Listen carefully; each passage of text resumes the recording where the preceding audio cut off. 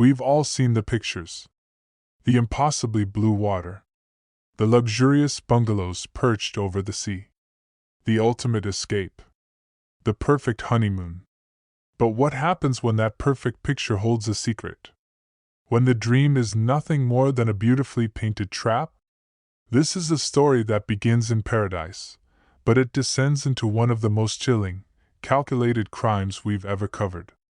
This is the story of a woman who found love for the second time, and the monster who was waiting for her in the one place she was meant to feel safest. If you're fascinated by true crime stories that peel back the layers of a perfect facade to reveal the darkness hiding underneath, you need to hit that subscribe button. We go deep into the investigations that expose the most cunning predators, and we don't stop until we find the truth. Don't forget to ring the bell so you won't miss a single story. The morning of May 12, 2019, at the exclusive Emerald Atoll Resort, was a study in tranquil perfection.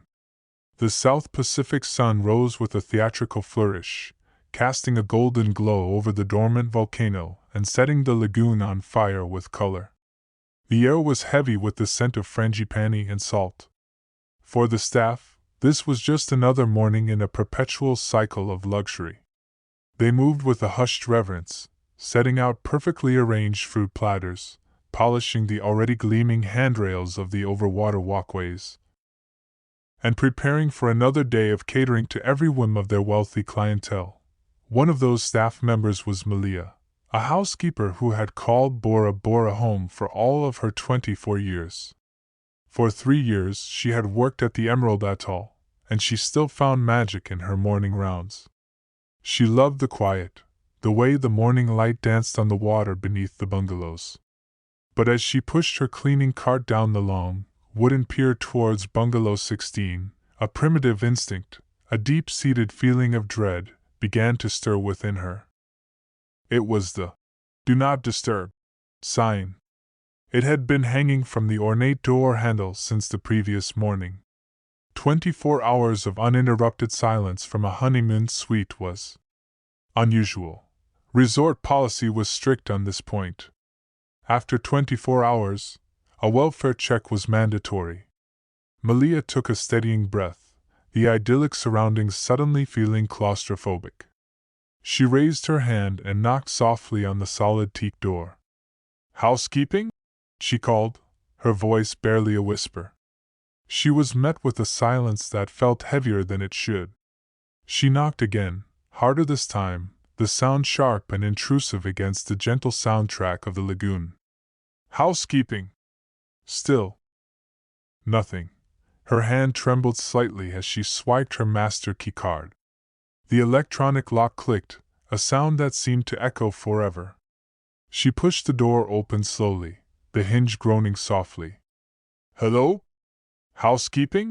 The scene that greeted her was not one of romantic seclusion. It was a vision of hell, disguised in paradise. The bungalow, a palace that cost more per night than most people earn in a month, had been utterly ravaged.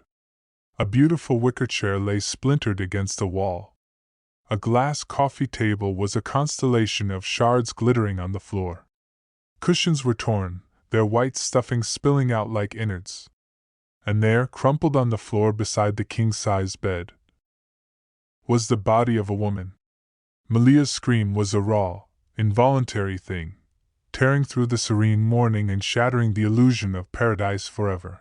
Her cries brought security guards sprinting down the pier. What they found inside Bungalow 16 would be burned into their memories for the rest of their lives. 63-year-old Catherine Harmon, an American tourist on what should have been the most romantic trip of her life, lay dead on the polished wooden floor. Her body was a canvas of unspeakable violence. The marks of a brutal, frenzied beating covered her. Her hands and arms were a mess of cuts and deep purple bruises, the desperate, futile defense of a woman fighting for her life. Just inches from her outstretched hand lay the murder weapon, a heavy wooden tiki statue, a piece of traditional Polynesian art that once decorated the room. Its carved face was now smeared with a dark, crimson stain, But the horror of the scene was magnified by its bizarre counterpoint. Just outside, on the bungalow's private deck overlooking the breathtaking lagoon, sat Richard Harmon, Catherine's 68-year-old husband of a mere 2 weeks. He was dressed in a crisp, clean shirt, sipping from a cup of coffee, and staring out at the tranquil, turquoise water as if he were simply enjoying the view. The contrast was surreal, a psychological fracture in the middle of paradise. "Sir?" a security guard stammered, his voice cracking with a mixture of fear and disbelief. "Sir, what happened in there?" Richard didn't even turn his head. His gaze remained fixed on the horizon. "I don't know what you're talking about," he replied, his voice unnervingly calm, almost bored. "There must have been an accident. My wife. She must have fallen." But the carnage inside the bungalow told a story no fall could ever explain. The high-velocity blood spatter on the walls, the defensive wounds on Catherine's arms, the multiple, vicious impact points on her body and head, they all spoke of a sustained, savage attack that lasted for minutes, not seconds. The local gendarmerie arrived swiftly. For Officer Jean-Pierre Teva, a man born and raised on the peaceful island, this was a level of brutality he had only ever seen in movies. The air in the bungalow was thick with the metallic smell of blood. "Mr. Harmon," Officer Teva began, struggling to maintain his professional composure, "you need to tell us exactly what occurred here last night." Richard's story began to unravel almost immediately. It was a patchwork of lies, each new thread contradicting the last. First, he claimed a quiet evening in, a romantic night for the new couple. Then, he suggested Catherine had been drinking heavily, perhaps stumbling and hitting her head.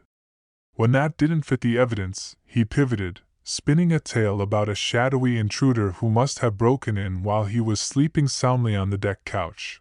While Richard spun his web, the forensic team worked with grim efficiency, their cameras flashing in the dim room, documenting every horrific detail. The medical examiner would later confirm that Catherine had been dead for at least 8 hours. The attack had been prolonged and merciless, likely lasting 20 to 30 agonizing minutes. The wooden statue was confirmed as the weapon, its weight and edges matching the terrible wounds. Meanwhile, the resort's security footage was pulled, and it began to paint a damning portrait of Richard's movements. The time-stamped videos showed him leaving the bungalow 3 separate times during the night, at 11:45 p.m., again at 2:15 a.m., and a final time at 4:30 a.m. It was the second exit that was most telling. The camera at the resort's 24-hour gift shop captured him purchasing a collection of items: bleach, sponges, rubber gloves, and a new, plain blue shirt. The clerk would later tell police he noticed fresh, deep scratches on Richard's face and forearms. The sounds of the struggle had not been completely swallowed by the vastness of the Pacific. Guests in the neighboring bungalows, trying to sleep with their doors open to the ocean breeze, had become unwilling auditors to a murder. "It started around midnight," Janet Wheeler, a tourist from Sydney in Bungalow 15, would later recount, her voice trembling. "At first, it was just arguing, raised voices. But then there was this god-awful crashing. Like someone was throwing furniture. I heard a woman, Catherine, she screamed, 'Stop it! Please stop!' several times. Then a man, shouting, his voice just pure rage." Another guest, Robert Chin in Bungalow 17, heard something even more specific, a phrase that would become a crucial piece of the puzzle. He clearly heard Catherine cry out, "I know what you did, Richard!" A pause then, "I know about the women in Arizona and Florida." This was followed by a sickening, heavy thud against the shared wall. As police meticulously searched the bungalow, they found Catherine's smartphone. The call log showed her last desperate attempts to reach out. At 11:15 p.m. and again at 11:18 p.m., she had tried to call her son, David, in Portland. Both calls had failed to connect, defeated by the resort's spotty satellite signal. At 11:30 p.m., she had sent a text message. It read, "Need to talk urgently. Richard not who he says he is. Found disturbing things. Calling you in the morning." David was fast asleep, 6,000 miles away. He would not see the message until the next day, long after his mother was gone. In the bathroom, officers gathered a small pharmacy of prescription medications. Some were for Catherine, but many were for Richard, bottles of antidepressants and mood stabilizers. Most of his bottles were nearly empty, a curious detail given they had been filled with a month's supply just before the trip. By nightfall, Richard Harmon was formally in custody, and Catherine's body was being transported to the morgue in Papeete. The immediate question was answered: a husband had killed his wife. But the real, more terrifying question was just beginning to emerge. Who was Richard Harmon? And what could possibly drive a man to such a brutal, heartless act in the very place he had promised to love and cherish her? Can you imagine being one of those guests, hearing those screams and trying to convince yourself it was just a bad argument? What would you have done? Let us know in the comments below. Your intuition is a powerful tool. This story is the ultimate proof of that. To understand the monstrous finale, we must rewind the tape. 6 months before the horror in Bora Bora, Catherine Miller was living a fulfilled and peaceful life in Portland, Oregon. At 63, she was the picture of graceful retirement. For over 3 decades, she had been a renowned pediatric surgeon, a woman whose skilled hands had healed countless children. Though she had stepped away from the operating room, her life was far from idle. She volunteered at free clinics, sat on the board of her local hospital, and was a pillar of her community. 5 years prior, she had lost her husband of 35 years, Robert, to a swift and brutal battle with cancer. The grief had been profound, but Catherine was resilient. After Robert died, a part of her went with him. Her best friend, Nancy Thompson, would later recall. But she was a fighter. She traveled, she spoiled her grandchildren rotten, she discovered new hobbies. She had built a new, happy life for herself. She was truly content. Then, on a crisp November evening in 2018, Catherine attended a black-tie charity gala for Alzheimer's research at the Portland Art Museum. It was a cause close to her heart. Her mother had been stolen by the disease. It was there, amid the champagne and canapés, that she met Richard Harmon. He was magnetic, Nancy said, a hint of old anger in her voice. Tall, silver-haired, with this commanding presence. He looked like a man who was used to being in charge. And the way he listened to her, he made her feel like she was the only person in the room.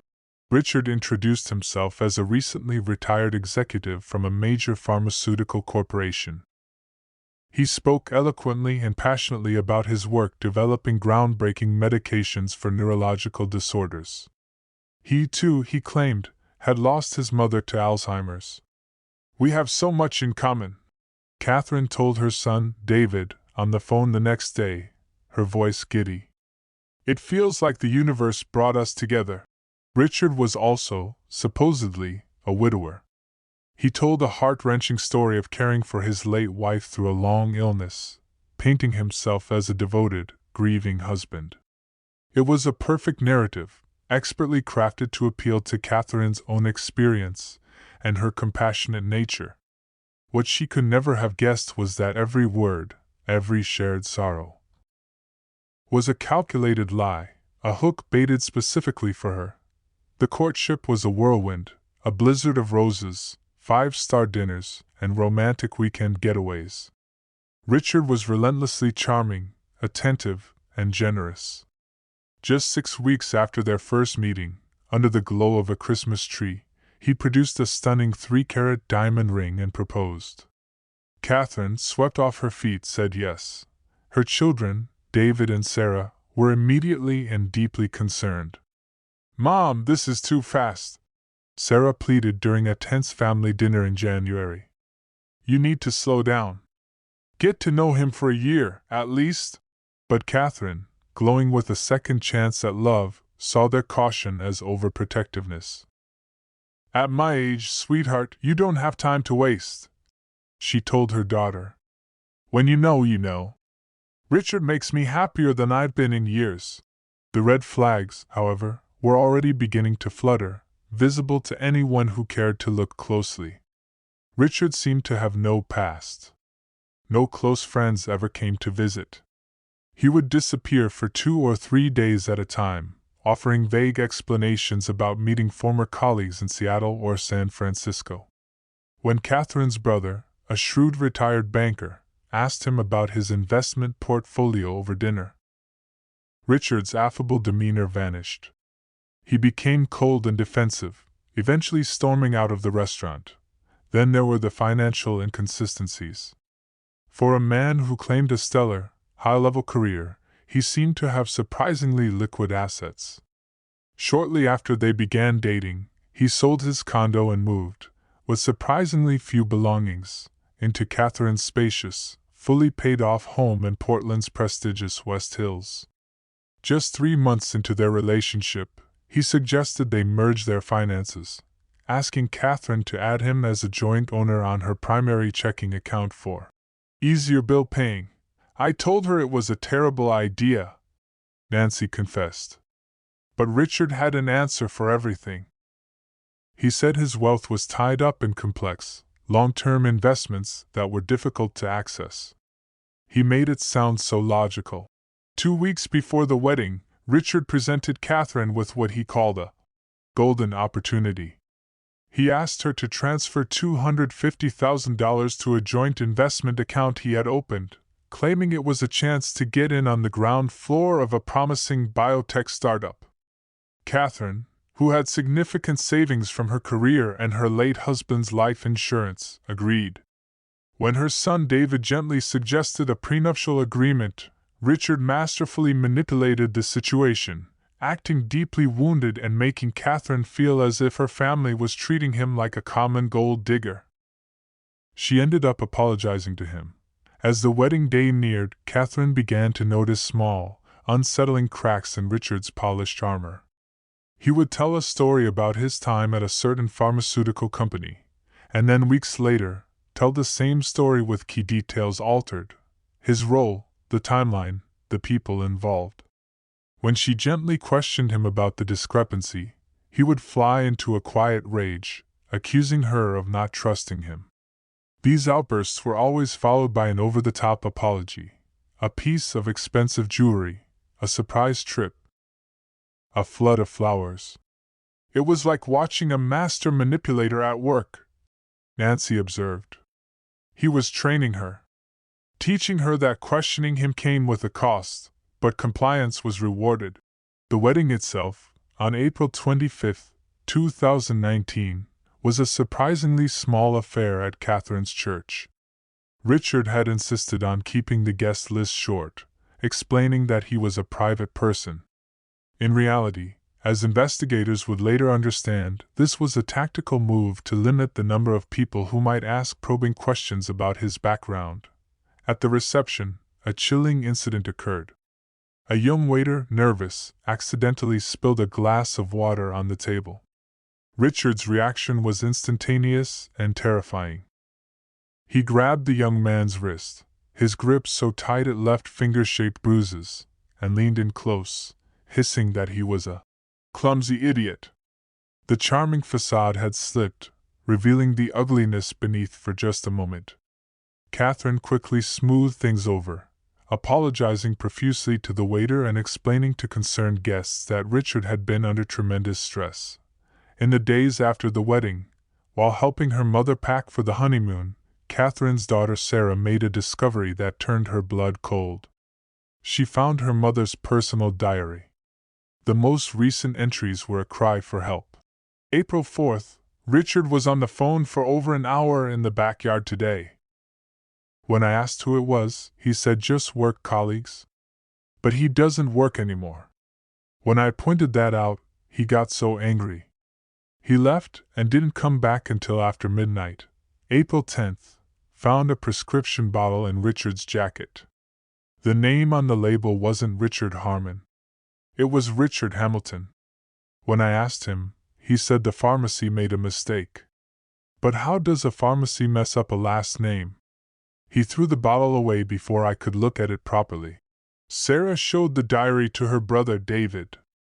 Their hearts sank. But, not wanting to destroy their mother's happiness right after her wedding, they made a fateful decision.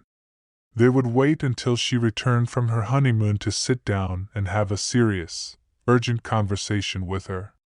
It was a delay that would cost their mother her life. The choice of honeymoon location seemed like a romantic, extravagant gesture. But as we'll see, every single detail was part of a sinister, calculated plan. Stay with us, because the depth of this deception is about to get much, much darker. Catherine had always dreamed of a honeymoon in Italy. She had guidebooks to Tuscany on her shelves and had even been taking Italian cooking classes. So, when it came time to plan the trip, she naturally suggested Rome and Florence. Richard immediately and firmly vetoed the idea. He was weirdly adamant, Sarah recalled, who had been present for the conversation. He insisted that Bora Bora was the only place for a proper honeymoon. Mom was surprised because he never expressed any particular interest in the South Pacific before. Richard sold it as the ultimate luxury experience, a once-in-a-lifetime trip. He insisted on booking the most exclusive resort, the Emerald Atoll, and specifically requested Bungalow 16, the final bungalow at the very end of the pier, offering the utmost privacy. He paid for a premium package that included all meals delivered directly to their room, eliminating the need to socialize with other guests at the restaurants. He even requested minimal housekeeping intervention. What looked like romance was, in fact, a predator carefully constructing his hunting ground. Bora Bora was remote. The overwater bungalow was isolated, a private box where sounds could be muffled by the waves. And French Polynesia operated under a different legal jurisdiction than the United States, which could complicate any potential investigation. 2 weeks before their departure, Richard did something else that seemed thoughtful but was, in reality, deeply sinister. He purchased a comprehensive travel insurance policy for Catherine. It included a $2 million accidental death benefit. He was the sole beneficiary. The insurance agent later noted that it was unusual to insure only one spouse, especially the healthier, younger one. On May 8, 2019, Catherine and Richard arrived in Bora Bora after a long journey from Portland. Resort staff later remarked on the couple's dissonant energy. "She was so excited, taking pictures of everything," recalled the boat captain who ferried them to the resort. He was quiet, distant. Most honeymooners are all over each other. These two, they barely spoke. The first 2 days were peaceful. Catherine called her daughter, her voice full of wonder. "It's absolute paradise, honey. The water. I've never seen anything like it. I just wish your father could have been here to see this." But on May 10th, the atmosphere shifted. A room service attendant delivering breakfast overheard the sharp tones of an argument through the door. Later that day, Catherine was seen alone in the resort gift shop, her eyes red and puffy, clearly having been crying. The point of no return came on the night of May 11th. The couple went to one of the resort's fine dining restaurants, the Lagoon. Several other diners were there to witness the beginning of the end. "They seemed fine at first," said Michael Bronson, a tourist from Canada. "Then the husband went to the restroom. The woman, Catherine, she was looking at his phone he'd left on the table. Her whole face just fell. It was like she saw a ghost." What Catherine found on that phone has never been officially confirmed, but the context suggests it was the final, horrifying piece of the puzzle. When Richard returned to the table, she confronted him, her voice rising from a whisper to a shaking, audible declaration. "You've been lying to me from the very beginning," she said, her voice carrying in the quiet restaurant. "Who is Elizabeth? And why were you searching for how to remove your name from a police database?" Richard tried to shush her, reaching across the table and gripping her wrist. Catherine wrenched her arm back. "Don't you touch me," she stated loud and clear. She stood up, her chair scraping against the tile floor. "I'm calling David the second I get back to the room. This marriage is over." She turned and walked out, leaving Richard sitting alone. He did not follow her. Instead, he went to the bar and proceeded to drink at least 6 straight scotches. The bartender remembered him striking up a conversation with a young woman traveling alone, telling her he was a widower on a solo business trip. The woman, made uncomfortable by his advances, soon left. Back in Bungalow 16, Catherine tried to reach her son. At 11:15 p.m., and again at 11:18 p.m., she tried to call David in Portland. Both calls failed.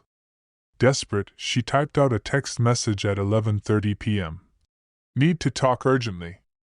Richard not who he says he is. Found disturbing things. Calling you in the morning." David, exhausted from a long day, was asleep.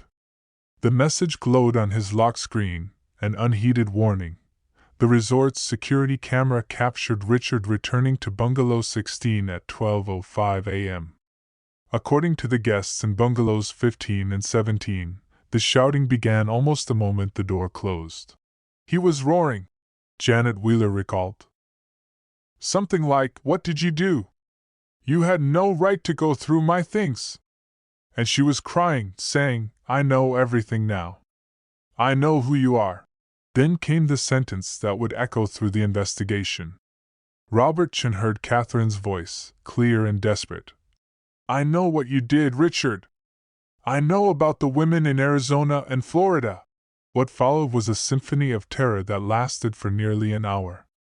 The sounds of a violent struggle, furniture being overturned, the crash of breaking glass, thuds against the walls, and Catherine's screams, which eventually fell silent.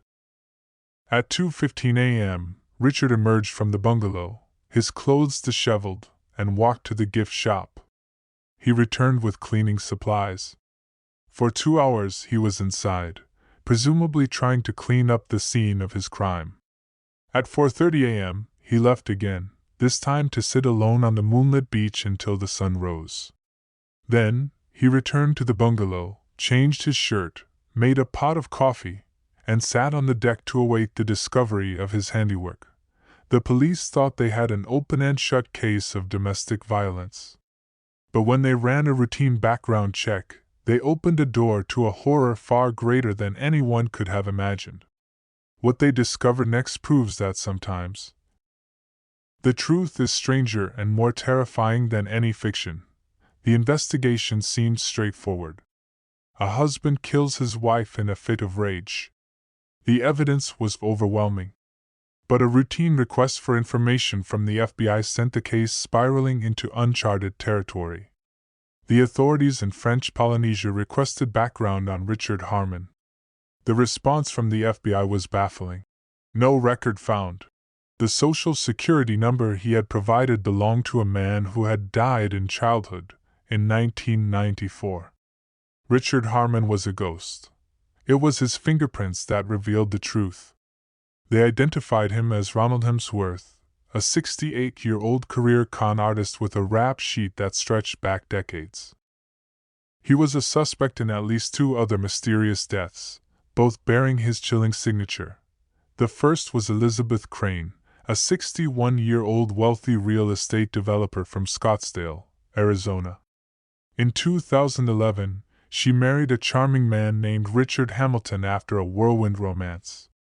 6 months later, she was found at the bottom of her swimming pool. The death was ruled an accidental drowning. Hamilton collected $1.5 million in life insurance and vanished. The second was Meredith Lansing, a 65-year-old retired attorney from Naples, Florida. In 2015, she married a man named Robert Harrington. A few months after the wedding, she was discovered at the foot of the stairs in her beachfront home, her neck broken. It was ruled an accidental fall. Harrington inherited her entire $2.3 million estate and disappeared without a trace. In both cases, by the time family members grew suspicious and authorities connected the dots, the charming husband had already evaporated, his identity shed like a used skin. He was a methodical hunter, explained FBI Special Agent Kimberly Vasquez, who had been tracking the pattern for years. His type was specific: financially secure widows in their 60s, emotionally vulnerable, and isolated from family. He would study them, become their perfect match, and then strike before they could discover the truth. When investigators searched the belongings Ronald Hemsworth had brought to Bora Bora, they found a secret: a hidden, carefully crafted false bottom in his expensive suitcase. Inside was a small, black notebook. Its contents were a window into the mind of a serial predator. The notebook contained detailed profiles of his victims.